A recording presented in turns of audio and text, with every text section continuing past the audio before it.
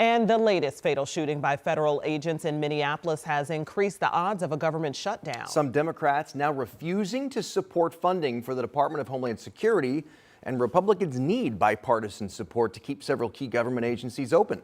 Brian Abel is in Washington with the latest as lawmakers face a midnight Friday deadline.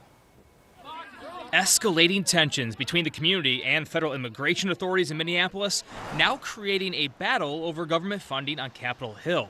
That could lead to a partial shutdown. What we're witnessing right now is it's completely out of control. The fatal shooting of Alex Preddy by federal agents appears to be the tipping point for some Democrats who are vowing to withhold votes on an appropriations package for multiple government agencies, including the Departments of Defense, Transportation, and Homeland Security, unless DHS reins in its immigration enforcement actions. We need systemic changes here before we move forward with the appropriations.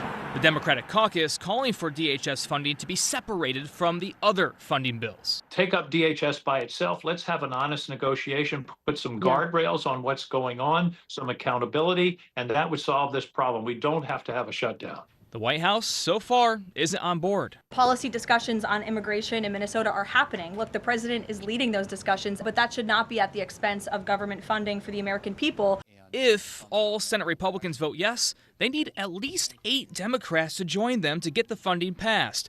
But if the sides cannot come together by midnight Friday, once again, thousands of government workers across agencies, from the Pentagon to air traffic controllers to TSA, will be impacted. In Washington, Brian Abel reporting.